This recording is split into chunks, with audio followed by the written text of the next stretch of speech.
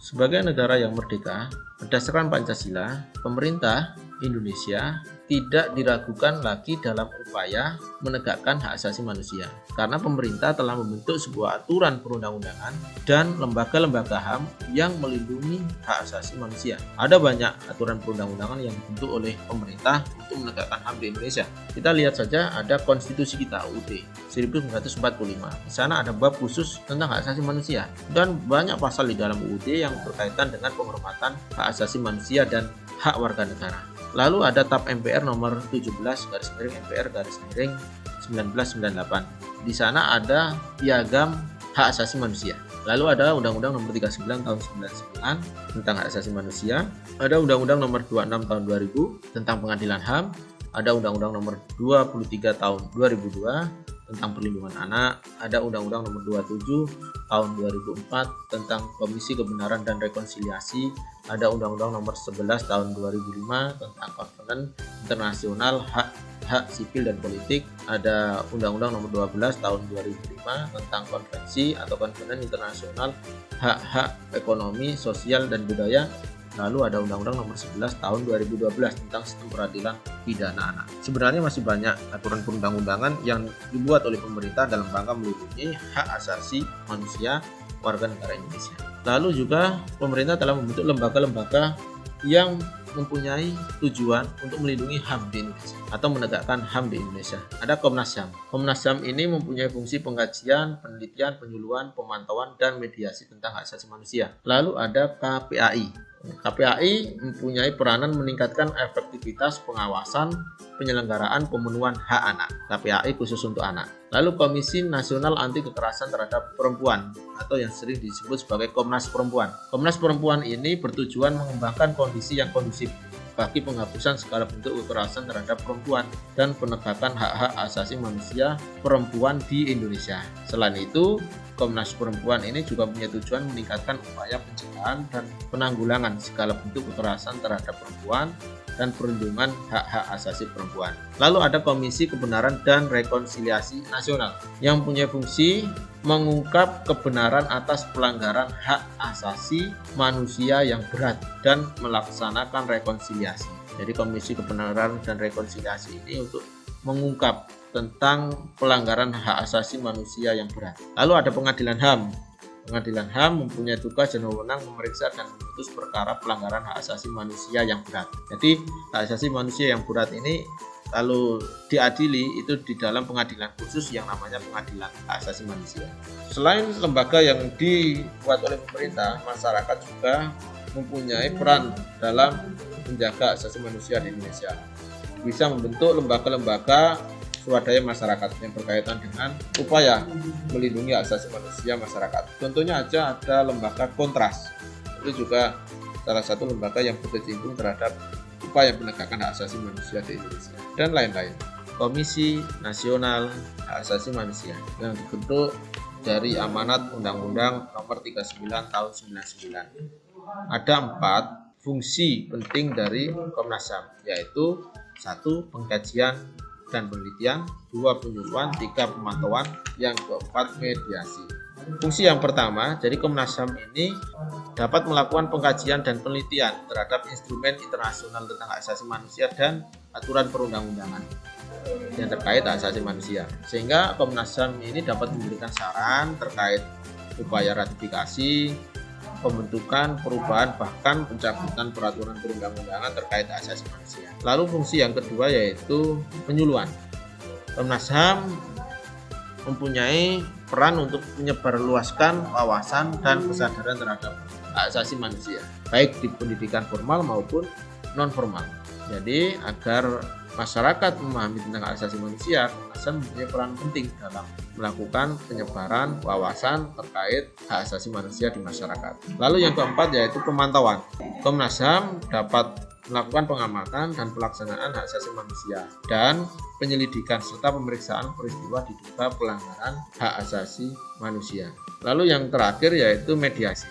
Komnas HAM dapat melakukan perdamaian kedua belah pihak dan menyelesaikan perkara melalui cara konsultasi, negosiasi, mediasi, konsiliasi, dan penilaian ahli. Jadi fungsi yang terakhir ini, Komnas HAM ini mempunyai peranan untuk mendamaikan kedua belah pihak yang bersengketa yang terkait dengan permasalahan hak asasi manusia dengan proses mediasi.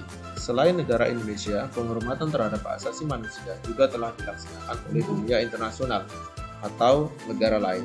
Bukti sejarah terhadap penghormatan hak asasi manusia dunia internasional antara lain yaitu Magna Carta tahun 1215 tentang Piagam Perjanjian antara Raja John dari Inggris dengan para bangsawan yang isinya pengakuan hak, salah satunya hak tidak dipenjarakan tanpa adanya pemeriksaan pengadilan. Lalu ada Declaration of Independence tahun 1776 yaitu pernyataan kebebasan atau kemerdekaan rakyat Amerika Serikat. Lalu ada Declaration Destroyed the Home at Bucitoya tahun 1789 yang berkaitan tentang revolusi Prancis yang menyatakan 3 hal penting yaitu hak kebebasan, hak kesamaan, dan hak persaudaraan.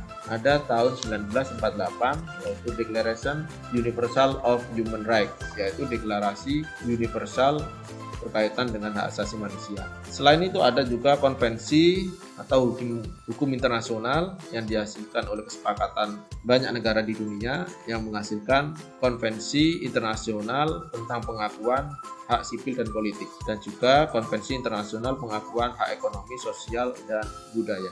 Itu adalah beberapa contoh pengakuan internasional terhadap hak asasi manusia. Kasus-kasus pelanggaran HAM di Indonesia.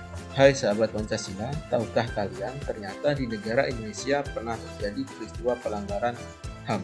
Patut kita mengetahui peristiwa-peristiwa tersebut agar peristiwa tersebut menjadi pembelajaran yang sangat berharga sehingga di kemudian hari tidak terulang kembali. Ada beberapa aktivis atau pejuang HAM yang gugur dalam upaya menegakkan hak asasi manusia, antara lain Marsina, seorang perempuan muda, seorang buruh pabrik yang saat itu dibunuh dan meninggal dengan kondisi mengenaskan setelah aktivitas beliau memperjuangkan hak kesejahteraan buruh. Wiji Tukul, seorang penyair yang melalui karyanya dia sering memperjuangkan HAM. Beliau hilang dan sampai sekarang tidak diketemukan keberadaannya. Salim Kancil, seorang petani yang berjuang melawan penambang pasir yang merusak lahan pertanian. Karena perjuangannya tersebut, beliau dibunuh oleh sekelompok preman dengan cara mengenaskan. Munir Said Talib, aktivis HAM yang berusaha mengungkap berbagai kasus pelanggaran HAM. Beliau meninggal karena diracun. Selain gugurnya beberapa aktivis HAM, ada juga peristiwa-peristiwa penting terkait pelanggaran HAM di Indonesia. Ada peristiwa Tanjung Priok, yaitu penembakan puluhan warga sipil. Ada peristiwa Mesuji, bentrok antar warga yang menyebabkan beberapa orang meninggal dunia. Peristiwa kerusuhan 98, peristiwa penjarahan massal, dan juga pemerkosaan terhadap perempuan-perempuan Tionghoa di Jakarta. Tragedi Semanggi 1 dan 2. Penembakan mahasiswa yang melakukan aksi demonstrasi. Selain itu ada juga peristiwa Sampit, peristiwa Poso, tragedi Timur-Timur, dan lain sebagainya. Semoga peristiwa-peristiwa ini tidak terulang di kemudian hari. Hai sahabat Pancasila, bangsa Indonesia telah sepakat menjadikan Pancasila sebagai dasar penyelenggaraan kehidupan berbangsa dan bernegara. Apakah nilai-nilai dasar Pancasila mengandung penghormatan terhadap penegakan HAM? Mari kita telaah satu persatu. Nilai dasar ketuhanan yang Maha Esa mengandung penghormatan terhadap kewajiban beragama dan hak kebebasan beragama. Lalu yang kedua, nilai dasar kemanusiaan yang adil dan beradab, pengakuan terhadap persamaan derajat, harkat, dan martabat sebagai manusia. Yang ketiga, persatuan Indonesia, hak dan kewajiban pembelaan negara dengan menjaga persatuan dan kesatuan bangsa. Yang keempat, kerakyatan yang dipimpin oleh hikmat kebijaksanaan dalam permusyawaratan perwakilan, pengakuan terhadap kebebasan berpolitik. Lalu yang terakhir, keadilan sosial bagi seluruh rakyat Indonesia, pengakuan terhadap hak memperoleh keadilan dan kesejahteraan. Berarti Pancasila itu sudah selaras dengan upaya penegakan HAM di Indonesia. Implementasi penegakan hak asasi manusia dan kewajiban hak asasi manusia. Sebagai generasi muda, patutlah kita mendukung pemerintah dalam upaya penegakan HAM di Indonesia. Kita wajib mengimplementasikan penghormatan HAM dalam kehidupan sehari-hari, baik di lingkungan keluarga, sekolah maupun masyarakat. Lalu bagaimana contohnya?